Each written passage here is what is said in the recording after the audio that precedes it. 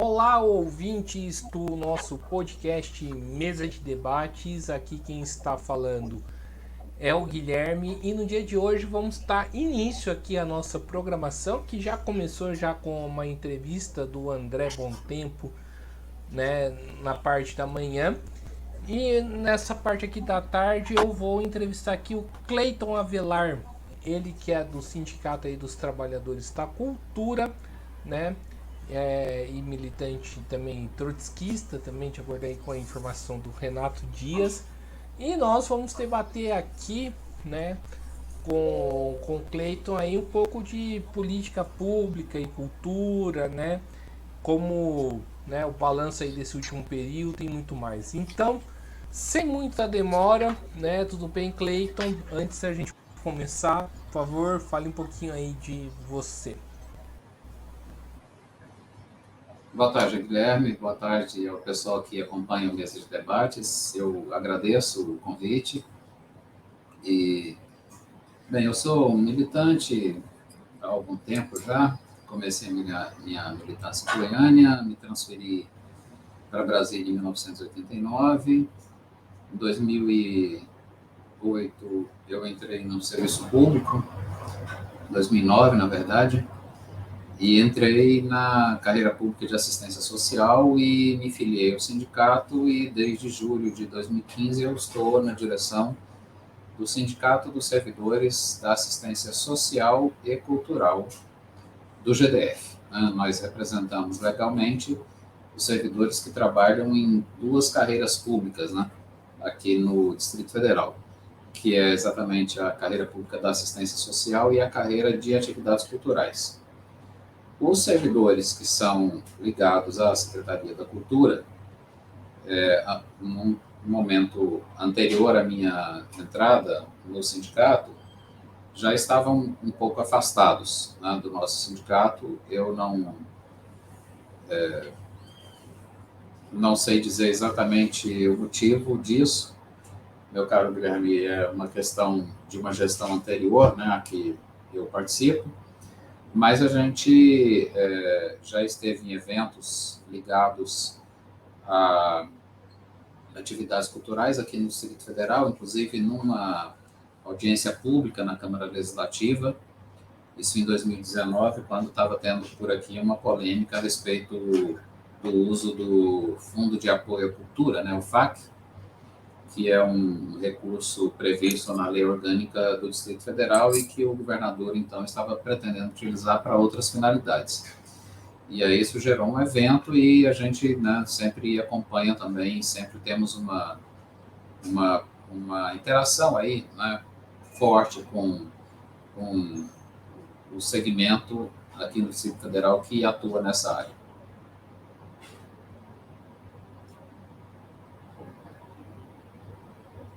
Então, Cleiton, vamos aí para a primeira pergunta, né? É, a respeito aí de cultura e política pública, né?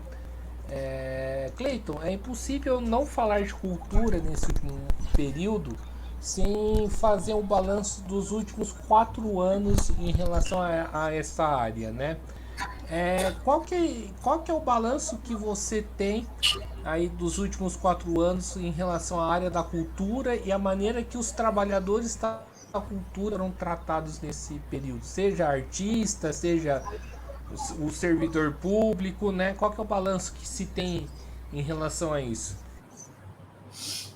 Guilherme, eu começaria fazendo aqui uma ilustração de um card maravilhoso que eu vi logo depois da eleição de 2018, quando se confirmou a eleição de Jair Bolsonaro. O card era mais ou menos assim, duas pessoas conversando. Aí um pergunta para o outro, e agora, o que é que nós vamos fazer? Aí o outro respondeu, agora nós vamos fazer poesia. Os fascistas odeiam poesia.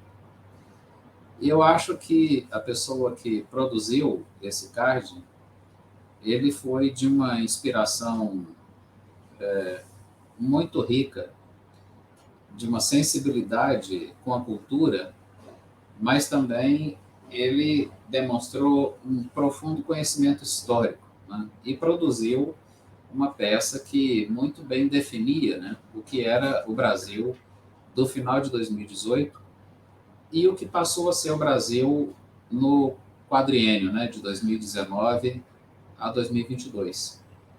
A ascensão de um governo radical de extrema-direita, com notórias características fascistas, e especificamente na área de cultura, não seria exagero dizer que o governo também revelou uma face nazista. Vai entrar para a história do nosso país um indivíduo alçado à condição de secretário nacional de cultura produzir um vídeo com toda a estética utilizada pelo nazismo e ele plagiar o discurso de um líder nazista para falar de cultura. Ah, tudo bem, o cara foi exonerado logo depois. Mas o fato dele ter ocupado aquela posição, mesmo que tenha sido por um breve período, era muito ilustrativo da posição daquele governo, né, federal a respeito da cultura. Que é uma posição destrutiva, uma posição de ignorar essa dimensão da vida humana, que é a dimensão cultural.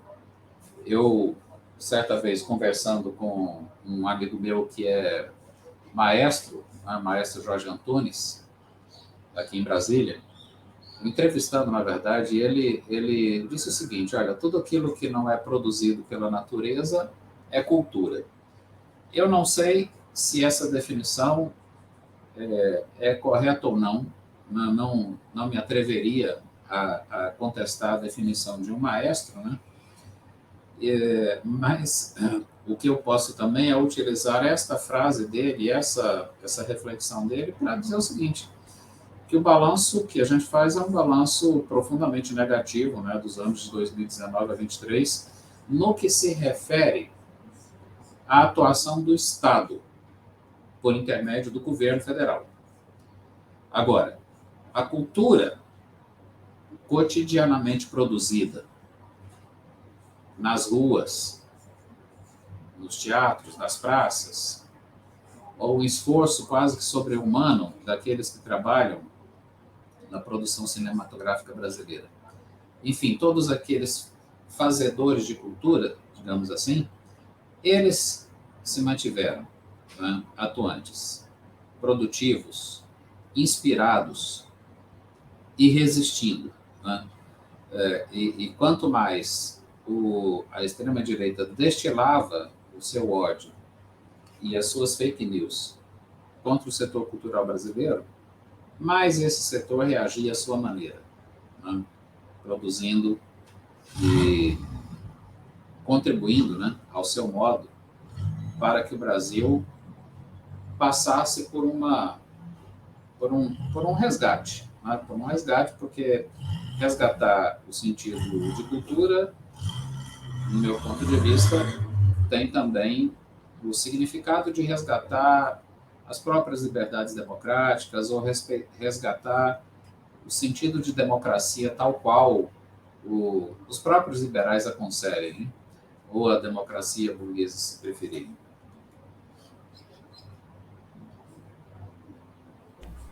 Sim, Cleiton. Cleiton, no começo aí da sua fala, né, no começo aí, quando o Bolsonaro se elegeu em 2018, você falou o que fazer, né, e, tipo, você falou que eles odeiam poesia. A pergunta que eu faço aí pra você é por que essa extrema direita, no seu entendimento, né, odeia poesia, odeia cultura, né? Qual que é o motivo aí desse ódio? Eu entendo que porque a produção cultural é uma produção que parte da criatividade humana, parte de um sentido de liberdade, que é um sentido rigorosamente diferente do que a extrema-direita lhe emprega. Agora mesmo nós estamos vendo né? Assistimos há pouco, aqui em Brasília, foi palco daquele episódio terrível, né, no 8 de janeiro. A ideia de liberdade que eles têm é o seguinte: eu quero ter liberdade para não ser obrigado a pagar salário mínimo para os meus funcionários. Eu quero ter liberdade para dizer que não gosto de negro. Eu quero ter liberdade para fazer piada preconceituosa contra as pessoas LGBTQIA+. Isso é o que eles entendem por liberdade. Já a cultura, o pensamento libertário, que perpassa a produção cultural, é o que eles odeiam. Então, eles não gostam de uma figura como o Gilberto Gil, que foi hostilizado lá na Copa do Mundo. Imagine, o Gilberto Gil foi hostilizado do alto dos seus 80 anos e do alto da sua vastíssima produção cultural. Uma pessoa que é respeitada no mundo inteiro foi hostilizada. Então, eles não gostam de pessoas como Gilberto Gil. Não gostam de pessoas como Caetano Veloso. Veja o que aquele falso filósofo, né, falou sobre o Caetano Veloso. Chegou até a ser processado e condenado sobre isso. Eles, se pudessem, queimariam todos os livros com os quais eles não têm concordância. E outro que... E também porque são broncos. São pessoas de limitada utilização da sua capacidade intelectual. Não é que eles tenham feições biológicas diferentes das demais pessoas. Não. É porque eles fazem questão de utilizar o mínimo possível da sua própria capacidade intelectual. Eu vou de novo recorrer aqui a uma produção artística, né, para talvez tentar fazer com que a minha ideia fique mais clara. Eu acho que os nossos internautas, né, Guilherme, você mesmo deve ter visto um outro card maravilhoso, que era um card que falava da relação entre ciência e fake news, que era mais ou menos assim: duas pessoas diante de um muro. Uma pessoa olhava por um buraquinho do muro, a outra pessoa olhava sobre o muro, acima do muro, porque uma usou como recurso para olhar o que tinha do outro lado do muro, um buraquinho, e a outra usou como recurso uma escada para ver o que tinha do outro lado do muro. E aí alguém com um regador começou a jorrar água na frente do buraquinho. E o cara que estava olhando falou: está chovendo. E o outro que estava olhando sobre o muro disse: não está chovendo.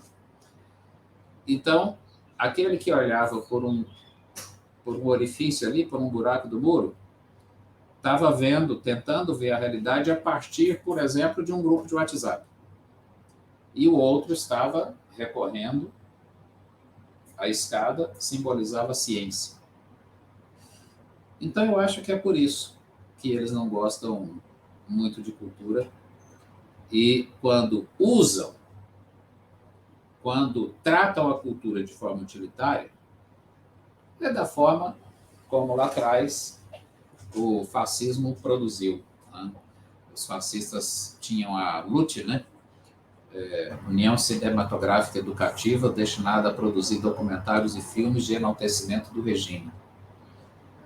E se eles pudessem, eles fariam isso. Ainda bem que foram contidos. Mas continuam aí agindo, né? Sobre essa, né, essa expressão aí que você usou da escada e do buraquinho da fechadura, a gente pode usar, né, a expressão da alegoria do Platão, né, a alegoria da caverna que o Platão fala, ou estou viajando?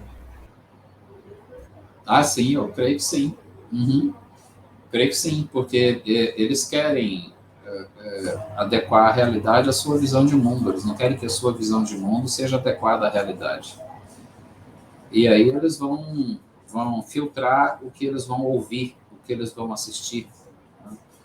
E nessa filtragem eles acabam, né, vivendo num mundo paralelo, num mundo que eles criam e que eles julgam ser verdadeiro. Até hoje, Guilherme, outro dia eu estava vendo um programa numa emissora, visitaram, né, pessoas que estão presas aqui em Brasília, envolvidos ali no 8 de janeiro. Os homens estão na Papuda e as mulheres estão na Colmeia. E conversando com algumas pessoas que estavam lá, eles não se deram conta, muitos não se deram conta de que estão presos. Né? Não se deram conta de que cometeram um crime. Parece piada, mas é verdade. Né? Gente que no primeiro depoimento falou, mas eu estou aqui contra a minha vontade. Ué, o cara foi preso.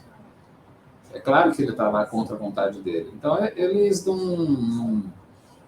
eu concordo contigo, eu acho que essa alegoria que Platão fez há séculos e séculos, aí ela se aplica aqui também, né? Porque eles fazem questão de usar uma viseira, que é análogo ao que as pessoas de Platão, né, só conseguiam enxergar o mundo por um ângulo muito restrito, né, que o buraco ali permitia.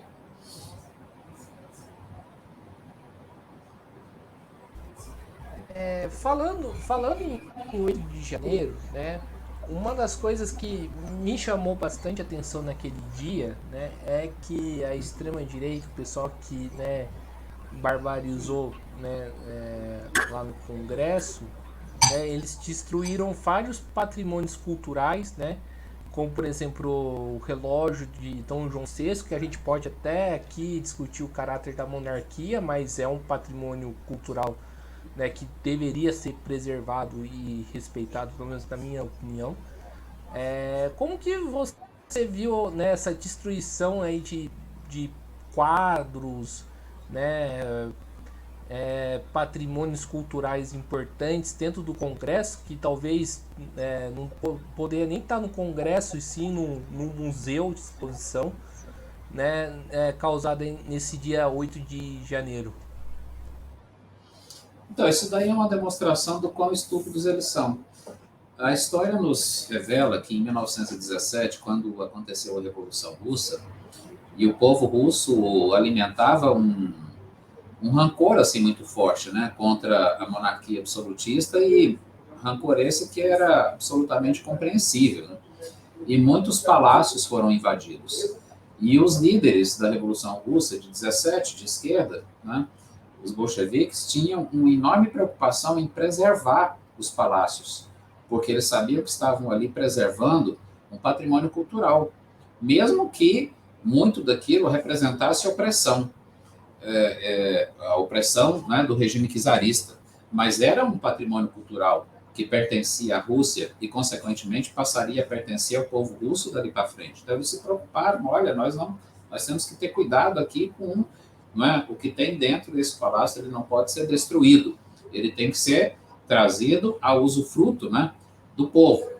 E aqui, eles, ao invadirem a sede dos três poderes, saíram quebrando tudo que vinha pela frente. Quebraram um relógio que foi doado por um dos expoentes do absolutismo monárquico. Mas aqueles que vieram depois do absolutismo monárquico, os jacobinos, né, que essa turma também odeia, porque eles são de uma linha ultramontana, né, para os nossos internautas que estão nos assistindo aí, o ex-chanceler, o Ernesto Araújo, ele era um cara que queria fazer um acerto de contas com as conquistas da Revolução Francesa do século XVIII. Ele era um ultramontano. O ultramontanismo era um movimento arqui-reacionário que existia lá na França do século XVIII, que ele não queria aceitar os ensinamentos da Revolução Francesa. Eu não estou nem falando aqui de socialismo ou, entendeu, de causas trabalhistas nem nada. Eu estou falando lá atrás de uma revolução burguesa, a primeira delas. E essas pessoas acham que isso tudo não tem o seu valor, né? Invadiram ali, para eles bastava ser uma peça que estava no Palácio do Planalto, e aí eles identificavam tudo aquilo, não sei, né, na cabeça deles, tudo aquilo estava identificado com o Lula e com a esquerda, não, aquilo está lá desde que existe o Palácio do Planalto, né, e outras que estavam no Congresso Nacional desde que o Congresso Nacional existe, né, que são presentes, foram dados há bastante tempo, os que estavam no Supremo Tribunal Federal também. Então é um desprezo, né, pela produção cultural, não só a brasileira, como a mundial.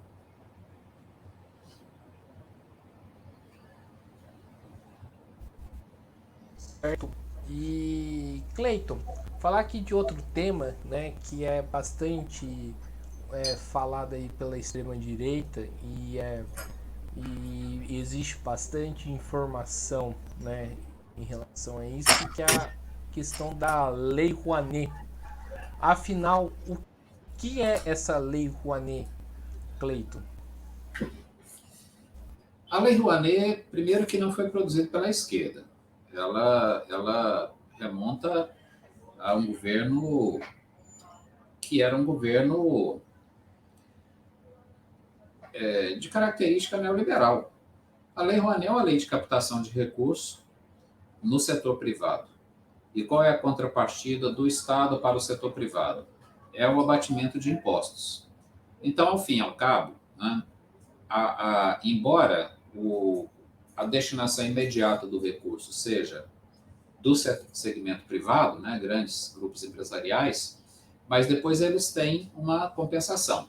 Porque os grandes grupos privados brasileiros, né, os famosos oligopólios e tal, eles não são mecenas. Se não existe, tem uma coisa que não existe no Brasil, é o mecenato, né, grandes pessoas ricas e milionárias que destinam uma parte da sua fortuna aí para a produção cultural, para a produção artística. Tem uma parcela muito pequena, muito diminuta mesmo, que faz isso, né? Da nossa alta burguesia, né? Na verdade, eles fazem uma negociação com o Estado. Então, falam muita coisa a respeito dessa Lei Rouanet. Ela, ao meu ver, embora tenha essa fragilidade, né, na sua concepção original, ela tem a sua importância, né? O problema é que ela realmente está muito focada eu não sei se esse termo é tecnicamente correto, mas eu vou utilizá-lo, porque talvez fique mais claro aqui o meu pensamento, né? Ela está muito centrada, igual existe o esporte de alto rendimento, né? Então, eu vou fazer um investimento no vôlei, porque o vôlei é um esporte que, não tanto quanto o futebol, mas que arrasta também multidões, que gera audiência na televisão, então eu vou fazer ali um investimento em alguns clubes, né, de voleibol que disputam o campeonato nacional, ou vou fazer um investimento na seleção brasileira porque ela disputa competições internacionais, é sempre uma audiência garantida e eu vou, então, divulgar a minha marca. Então, isso seria o esporte de alto rendimento. E existiria, por analogia, né, uma cultura, né, uma produção artística de alto rendimento. Então, não defendo aqui a revogação da Lei Rouanet, mas não acho que esse seja o caminho para financiar a cultura brasileira, né? Acho que o caminho para financiar a cultura brasileira é o que está acontecendo agora, né, neste ano de 2023, que eu já vi também umas pregações da extrema-direita falando contra isso, né? Porque nós vamos ter um orçamento recorde para o Ministério da Cultura. Eu anotei aqui 10,7 bilhões de reais, dos quais 5,7 são da LOA, né, da Lei Orçamentária Anual, 3,8 da Lei Paulo Gustavo, 3,8 bilhões, 1,8 bilhões do Condecine, daí 10,7 bilhões. É um orçamento recorde. Não é nada assim exagerado, né? Está dentro do que, assim acredito, né? Os que tiveram poder de aprovar o orçamento entendem como justo, né, como necessário e mínimo para que a cultura brasileira seja apoiada. Eu fico aqui questionando, desses recursos, quantos talentos não podem ser não podem ter a oportunidade que nunca tiveram. Quantos garotos, quantas garotas não vão poder dedicar a algo que eles têm inegável talento, como a dança? Como outros tantos não vão ter agora a oportunidade de fazer um documentário que nunca tiveram antes. Então, embora eu esteja fugindo aqui um pouco, você me perguntou sobre a Lei Rouanet, mas o propósito maior da Lei Rouanet é gerar recursos para a cultura, né? Eu coloquei um elemento de crítica no início, a Lei Rouanet, mas eu não sou contra, eu acho que ela deve ser mantida, mas eu só acho que não deve ser esse o caminho prioritário para nós financiarmos a cultura no Brasil. Ela tem que ganhar o respaldo, né, o amparo do Estado para poder produzir, para poder avançar. E vou além, né? Aparentemente eu vou estar fugindo aqui um pouco do tema, Guilherme, me perdoe, mas não estou. Existe um conceito nas relações internacionais que é o conceito de soft power, né? O poder suave. O poder que não é suave é o poder das armas. Então, a Rússia é um país poderosíssimo, por conta das armas que tem.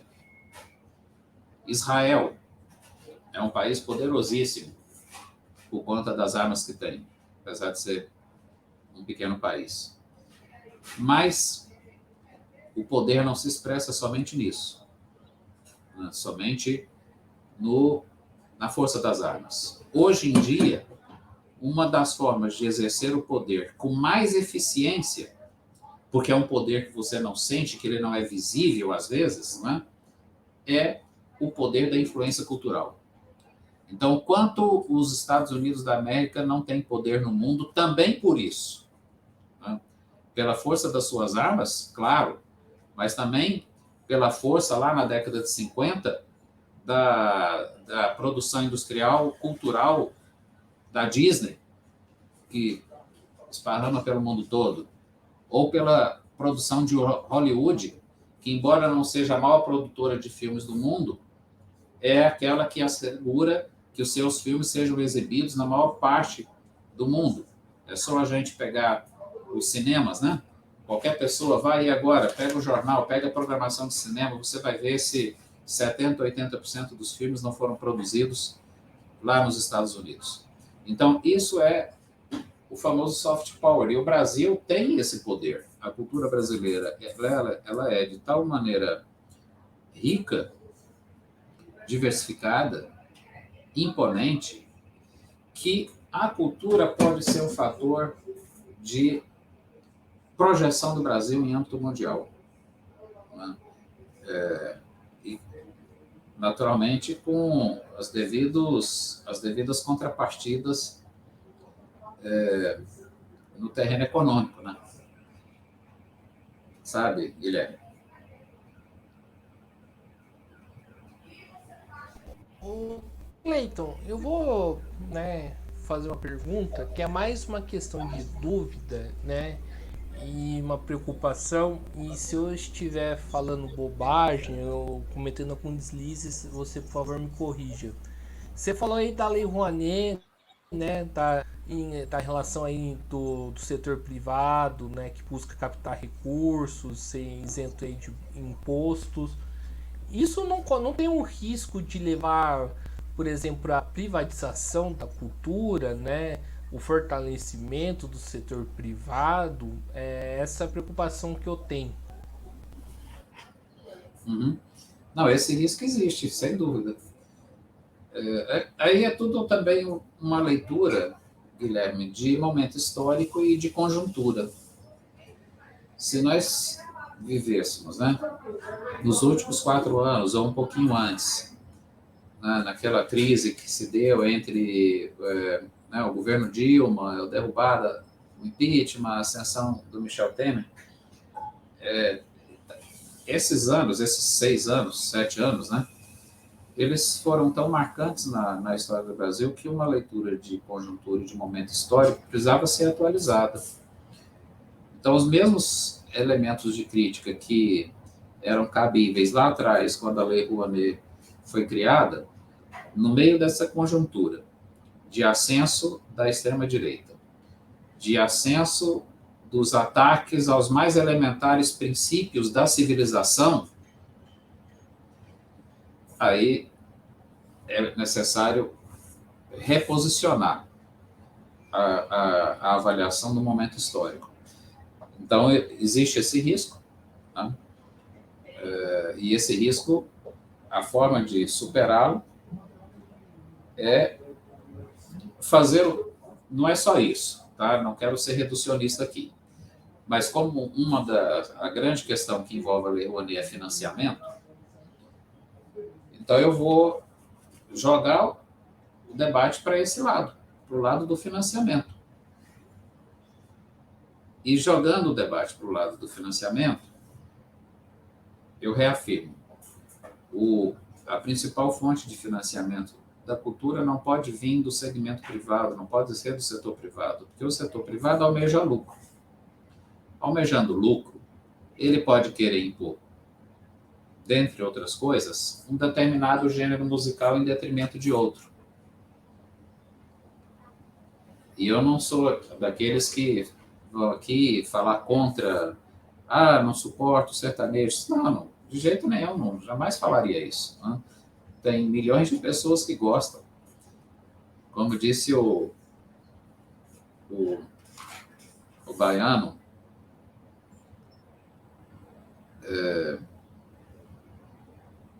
ao ser perguntado pelo Axé Music, né, lá nos anos 80,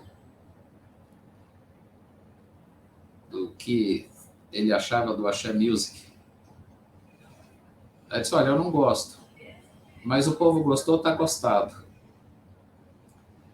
Então, essa frase simples, né, eu uso aqui também como ilustração para argumentar que nós não podemos deixar sob hegemonia do setor privado, né, o financiamento e reprodução cultural no país. Por várias razões, uma delas é essa. Eles podem querer impor um determinado gênero musical em detrimento de outro, uma determinada produção cinematográfica em detrimento de outra, porque eles vão fazer a escolha daquilo que vai lhes render mais, financeiramente falando.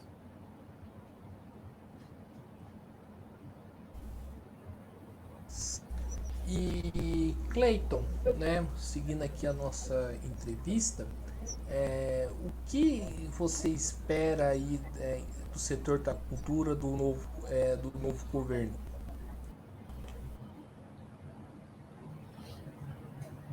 Eu espero que ele cumpra aquilo que foi dito durante a campanha, que ele destine recursos suficientes para que a produção cultural brasileira tenha fluência, que ele seja inclusivo, que ele priorize, a exemplo do discurso, né, qual é a prioridade que seria dada agora? Daquelas pessoas que passam fome. Certo essa prioridade? Resolvido isso, e eu espero que isso seja resolvido, vamos entrar agora na prioridade do salário mínimo, acima da inflação. Depois disso, vamos entrar na prioridade de aliviar um pouco sobre a classe trabalhadora brasileira com uma reforma tributária. E para o setor cultural, é a mesma lógica. Quem tem menos oportunidade do fazer cultural é quem deve receber a maior parte dos recursos. E dar um tratamento includente, né? Nunca um tratamento excludente. A riqueza do Brasil, ela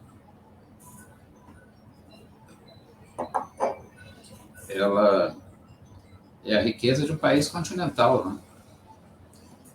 Eu estava ouvindo uma entrevista do Marcelo Freixo, que estava falando sobre o carnaval e o quanto o carnaval simboliza, né, da nossa cultura e o quanto ele tem de visibilidade mundial, aí ele tá, as pessoas falam muito das escolas de samba do Rio de Janeiro, daquele grande espetáculo, talvez um dos maiores do mundo, né?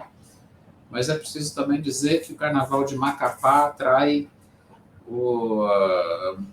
muitos visitantes da Guiana Francesa, porque a cidade de Macapá tem 10 escolas de samba, tem um sambódromo próprio, porque o Carnaval do Rio Grande do Sul, de Santa Catarina, de Paraná, atrai muita gente da Argentina, muita gente do Paraguai, muita gente do Uruguai.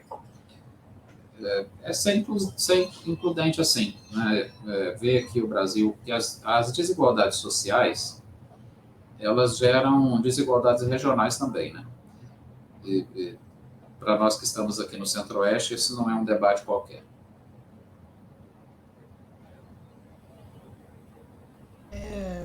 Falando em carnaval, o Cleiton, né? Acho que a gente poderia conversar um pouquinho aqui antes de seguir a nossa entrevista, né? Praticamente o nosso terceiro ano, né? A gente está com 3 anos sem carnaval, 2020, 2021 e 2022. 2020 já teve, né? Que a pandemia começou depois, começou em março. O que esperar, né, do carnaval esse ano, né? Para a cultura e para os trabalhadores da cultura, né? E como combater esse discurso, né, que muitos usam, né, que é uma preocupação que de uma certa maneira é legítima, mas que às vezes eu vejo que é usado de forma oportunista. Começou o carnaval, as pessoas vão se divertir e de repente as pessoas vão pegar Covid, mas só que depois disso, né, quando se aglomerar em ônibus, metrô, não corre esse risco, né? O que esperar do carnaval depois desse cenário e como combater esse discurso? Então, Guilherme, bem, essa questão da Covid aí eu sigo as autoridades sanitárias, né? Se amanhã o Ministério da Saúde falar, olha, galera, infelizmente não vai rolar o carnaval, porque as estatísticas aí de crescimento do contágio, de morte, estão preocupantes, eu ia seguir a orientação da autoridade sanitária, mas não creio que seja esse o cenário, né? As estatísticas aí da evolução da doença não estão nessa direção, né? Da gente voltar em um isolamento social. Pelo contrário, acho que as estatísticas têm sido boas, né? O ideal é quando chegar nenhuma morte de Covid. Agora, esse carnaval, eu acho que vai ser o carnaval do alívio. A sensação que tivemos a partir de 30 de outubro do ano passado foi uma sensação de alívio. Nos sentimos aliviados. E esse vai ser o carnaval do alívio, né? Do reencontro. O carnaval da confraternização. E como todo grande evento de massas, vai ser também um evento político, como já está sendo. É que o nosso jeito, né,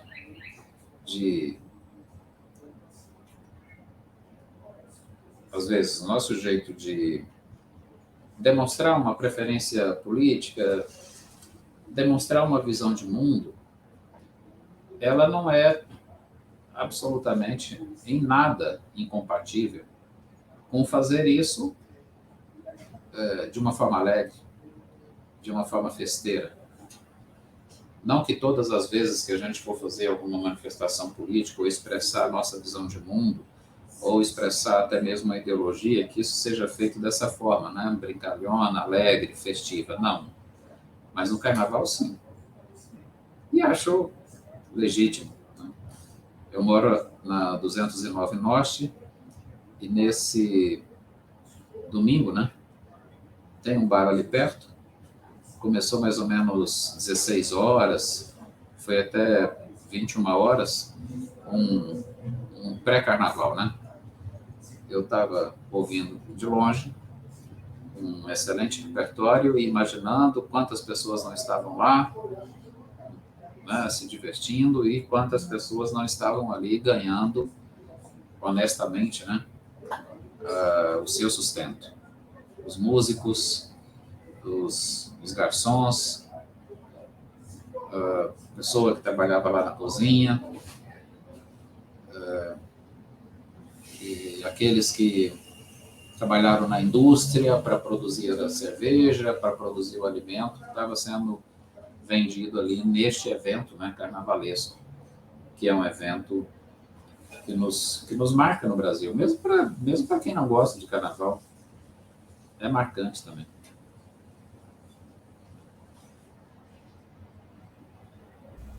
Sim, e o Clayton, né? Saindo um pouco da questão da cultura, mas acho que é importante, né, fazer esse debate. Vou começar com uma pergunta é, mais ampla aí para você, né? Como que você está enxergando aí a conjuntura, né, nacional do país, né? Qual que é a tem em relação a esse tema? Guilherme, falhou um pouquinho no seu áudio, você pode repetir, por favor? Tudo bem. Saindo um pouco da questão da cultura, mas acho que no final das contas esse é um debate que está interligado, né? Falar um pouco de conjuntura nacional numa questão mais ampla, né? Como que você está vendo aí a política nacional do país e quais tem sido aí a sua discussão que você tem feito e também a discussão, né, que o sindicato está fazendo a respeito a esse momento? Uhum. Não, o momento político nacional, pelo que eu tenho visto, pelo que a gente tem acompanhado e atuado, ele é promissor por um lado, preocupante por outro lado. Ele é promissor porque existe uma expectativa que as propostas, né, ou compromissos feitos durante a campanha passada sejam colocados em prática pelo presidente Lula. Alguns eu citei. Se nós temos aí mais de 30 milhões de pessoas que passam fome no Brasil, essa tem que ser uma prioridade.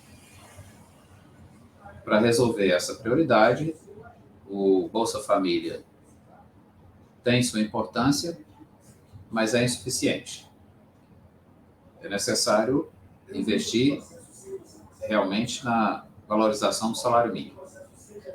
Como é necessário, estão falando muito disso, né? Fazer uma reforma tributária que, pelo menos, toque no principal problema que o país tem, que é a desigualdade.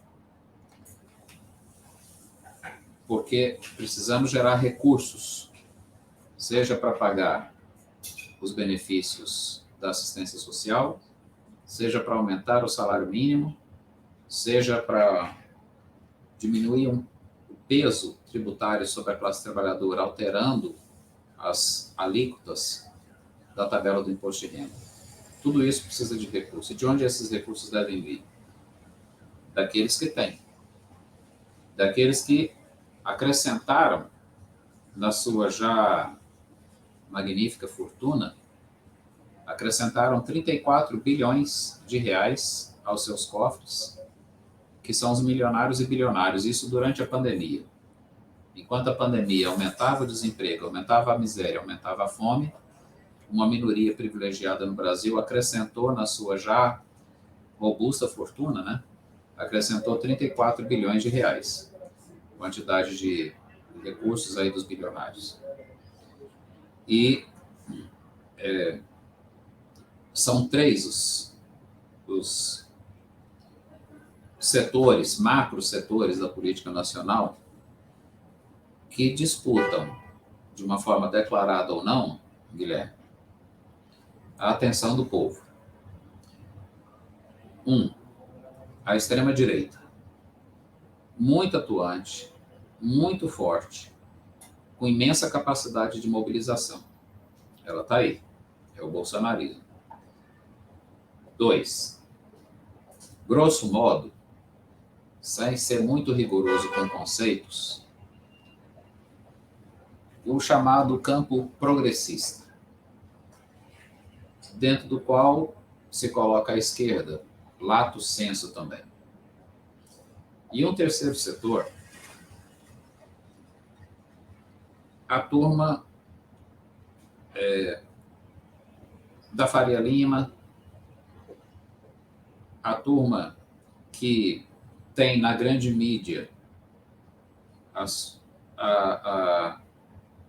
reverbera as suas posições, né, que são os neoliberais. Eventualmente, os neoliberais podem se aliar à extrema-direita, como fizeram em 2018. Eventualmente, os neoliberais podem se afastar da extrema-direita e se aproximar do campo progressista, como fizeram em 2022.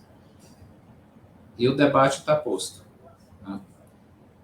Hoje, o que tem tido grande atenção aí na imprensa, a autonomia do Banco Central. Essa autonomia, ela só existe em relação...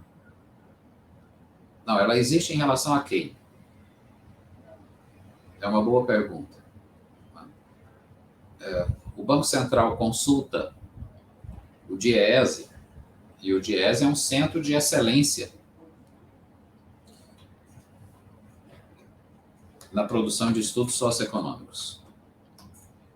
O Banco Central consulta o IPEA, os pesquisadores do IPEA. O Banco Central consulta os pesquisadores do meio acadêmico, com toda a heterogeneidade que existe do meio acadêmico? Não.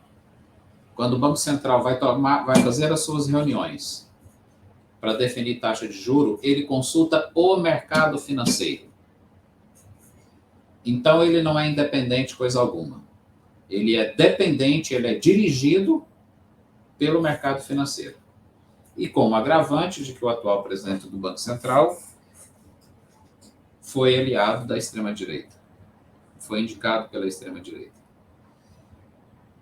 Então, meu caro Guilherme, eu acho que esses 3 macro grupos políticos mantêm cada um a sua força, cada um posicionamento, ora mexendo para cá, ora mexendo para lá, e esses 3 macro grupos políticos são esses: a extrema-direita, o campo progressista e os neoliberais.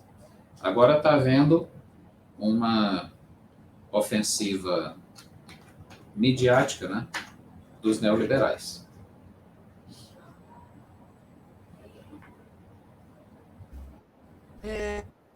Você tocou num assunto bastante importante. Acho que a gente precisa, né, sempre tocar nessa ferida, nessa tecla, né? O Lula, né, se elegeu, né, se gabando, falando, né, se vangloriando da questão da frente ampla, né, ou a frente amplíssima que vai, né, uma frente com Deus e com o capeta, todo mundo junto, né? Tem setores da esquerda até setores da direita, como o Alckmin, né, Simone Tebet e tudo mais, né? E você coloca uma preocupação bastante importante, Cleiton, que eu sempre faço, é como criar uma força independente de esquerda que preze pela independência de classe. Eu acho que frente a esse cenário é o que falta, né, pro país. Uhum. Eu acho que agir, né? Atuar. Quem pretende que uma força independente de esquerda que invista que atue tendo como referência os interesses da classe trabalhadora, tem que atuar. Não pode ficar apenas comentando, não pode ficar apenas criticando, tem que fazer o comentário, tem que fazer a crítica, mas tem que atuar, agir, fazer o que precisa ser feito.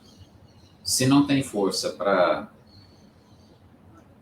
fazer uma mobilização de milhões em prol do salário mínimo do DIEESE,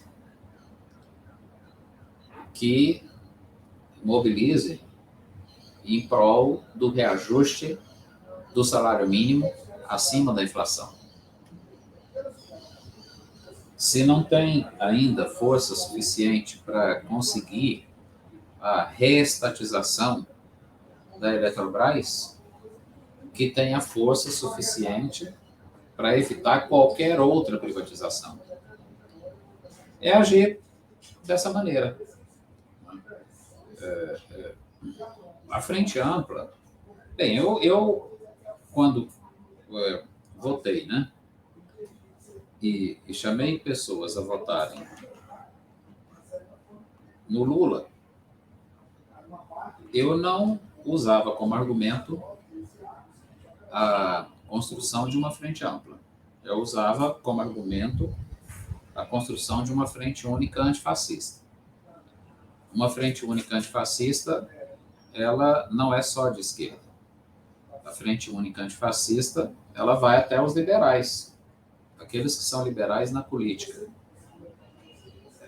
Ela pega uma centro-esquerda, eventualmente ela pega até uma centro-direita, eventualmente ela pega até uma direita, que é o que deveria ter sido feito nos anos 30 na Alemanha e não foi feito. E graças a isso, Hitler, mesmo não tendo maioria absoluta da população, tendo ali uma maioria relativa, ele governou, ele chegou ao poder e depois governou como se tivesse uma maioria absoluta. Então foi correto, né? Penso eu, ter constituído essa frente única antifascista durante as eleições de 2022. E frente ampla é algo de precária definição. Até onde vai essa frente ampla? O que é uma frente ampla? A definição é muito precária. Já a frente única antifascista, não. Ela é pontual, ela tem um significado histórico, ela é conjuntural. E ela deve ser mantida. Agora, durante o governo. Porque a extrema-direita sofreu uma derrota eleitoral, mas ela não sofreu uma derrota histórica, como aconteceu nos anos 80, com a retomada do movimento de massas, com a retomada do movimento estudantil, com a retomada do movimento operário, do movimento dos camponeses, dos trabalhadores urbanos. A década de 80 foi uma década de derrota histórica da extrema-direita brasileira. A ditadura militar saiu desmoralizada por mais de 20 anos. Essa extrema-direita, ela ficou no armário, né, para usar uma expressão da moda, e ela começou a partir das fatídicas jornadas de 2013, que não tinham quase nada de progressista naquilo. Ela, então, ressurge, sai do armário, se mostra forte e foi ganhando, né, muito respaldo, inclusive popular.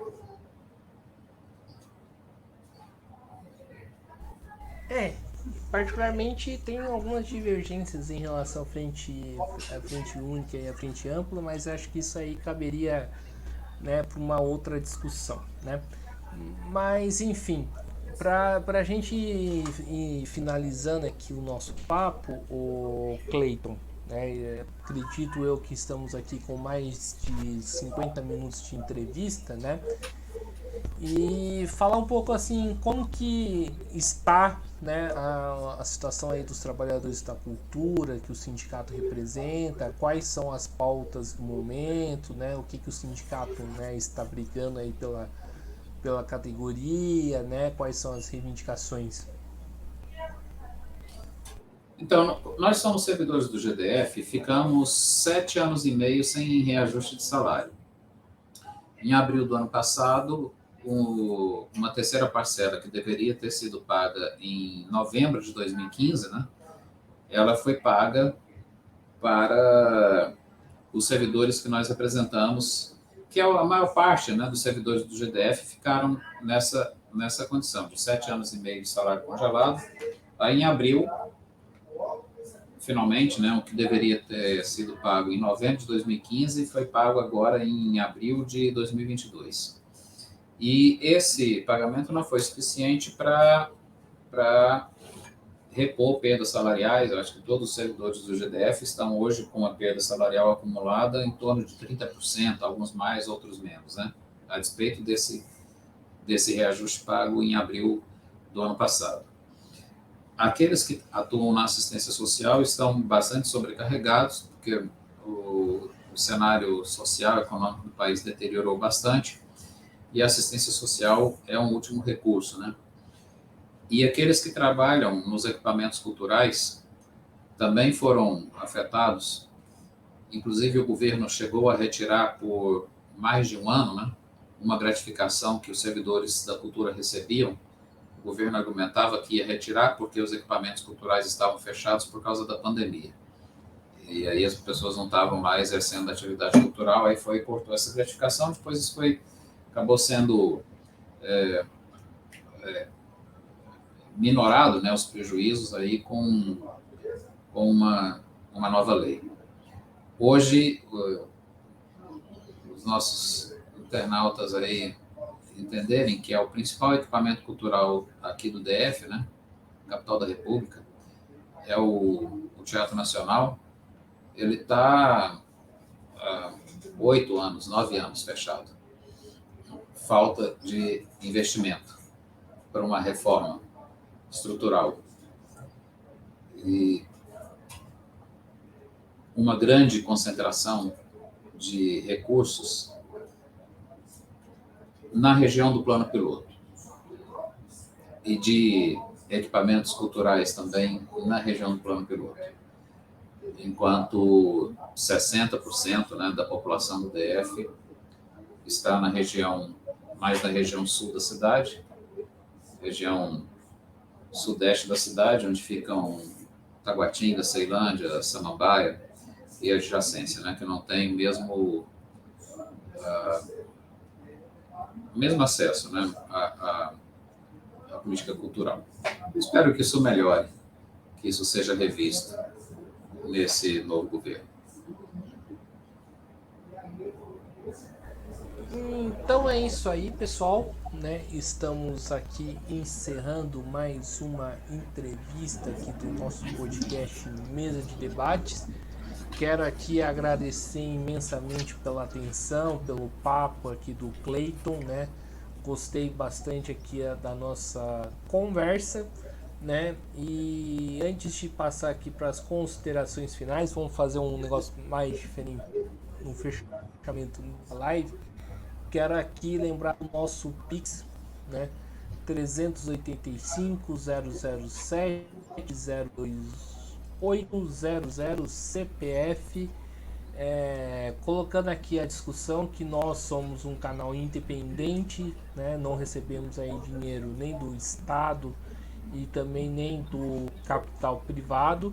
E para a gente continuar fazendo esse trabalho que vocês acompanham a gente e que a gente possa continuar, né, crescendo e avançando ainda mais, né, a gente precisa aí desse financiamento para poder tocar, né, uma mesa de debates, né, porque a gente vive no capitalismo e o capitalismo tudo é movido à base do dinheiro.